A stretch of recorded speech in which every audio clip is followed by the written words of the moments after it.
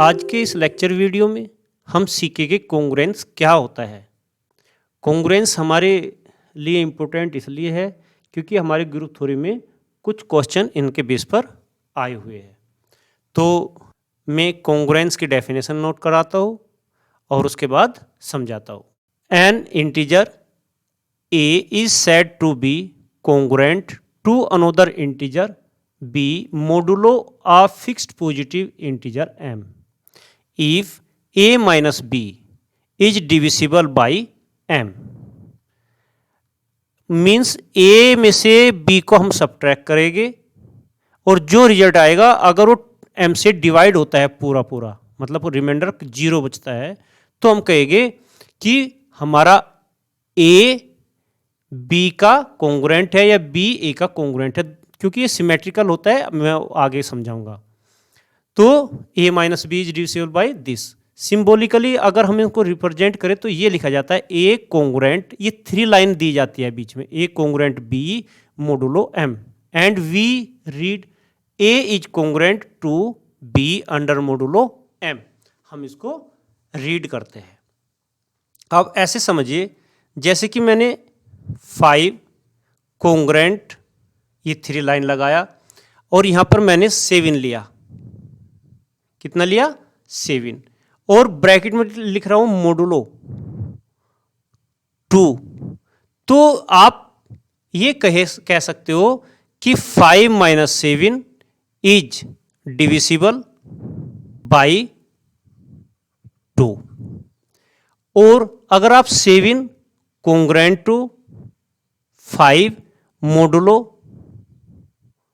2 लिखोगे तो ये लिखा जाएगा 7 minus 5 is divisible by 2। Point clear हुआ? अब इस पॉइंट को समझिएगा। कुछ स्थानों पर हम ऐसे भी लिखते हैं और इसको हम कभी कभी ऐसे भी लिखते हैं 5 माइनस 7 इक्वल टू 2m। आप इसको भी ऐसे भी लिख सकते हो 7 माइनस 5 इज इक्वल टू 2। यहां पर m के स्थान पर मैं दूसरा नोटेशन ले लेता हूं, जैसे कि मैंने ले लिया q, यहां पर मैंने q ले लिया। तो ये q हमारा कोसेंट है। जब 2 से डिवाइड करेंगे तो यहां पर हमारा जो कोसेंट बनेगा, यहां पर हमारा जो कोसेंट बनेगा, तो ये हमारा जैसे हमने लिया 14 कोंग्रुएंट 4 मोडुलो 5। तो आप इसको ये भी लिख सकते हो 14 माइनस 4 इज डिविजिबल बाई 5, और ये भी लिख सकते हो 14 minus 4 is equal to 5q। Clear? किसी भी फॉर्म में लिख सकते हो। तो ये आपको समझ में आना चाहिए, ये हम यूज में लाएंगे। क्लियर? तो यही हमारा कोंग्रुएंट था। क्लियर? तो इसकी कुछ प्रॉपर्टीज है वो हम समझ लेते हैं। कुछ प्रॉपर्टीज है, जैसे नंबर 1 हम लेते हैं सबसे पहले रिफ्लेक्सिव। रिफ्लेक्सिव हमने 11th-12th में स्टडी किया होगा, वही प्रॉपर्टी होते हैं। A congruent to a modulo fix number हमने क्या लिया? m। सेकंड होता है सिमेट्रिक। सिमेट्रिक मीन्स हुआ a congruent to b modulo m। इसको आप ये भी इंप्लाइज कर सकते हो, ये बोथ साइड लगा रहा हो, इसको ये लिखो या ये ऐसे लिखो, b congruent to a modulo m। 3 होता है ट्रांजिटिव। ट्रांजिटिव में क्या होता है?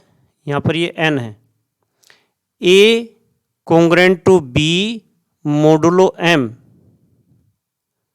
And b congruent to c modulo m implies. अगर ये 2 कंडीशन हो तो हम इसको b को यहां से दोनों में से समाप्त करके लिख सकते हैं a congruent to c modulo m। ये हमारा ट्रांजिटिव कहलाता है। इसमें कुछ और प्रॉपर्टीज है, जो मैं नेक्स्ट पेज पर लिख रहा हूँ 4 ए congruent to b modulo M और सी congruent to D modulo M. अगर ये मोडुलो सेम होता है हमारा तो हम इन दोनों के थ्रू लिख सकते हैं ए प्लस सी, ये दोनों एक साइड में ऐड हो जाएंगे, बी प्लस डी ये दोनों एक साइड में ऐड हो जाएंगे, congruent to b plus d और मोडुलो एम। आप ये भी लिख सकते हो a into c congruent to b into d modulo m. Clear? आप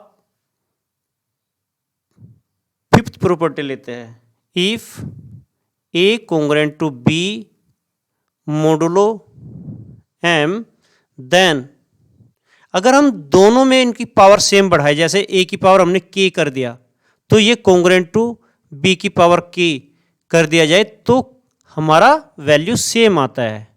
क्लियर? जहां पर हमारा ये के पॉजिटिव होना चाहिए, where K greater than 0, B integer. Clear? तो ये सेम रहता है।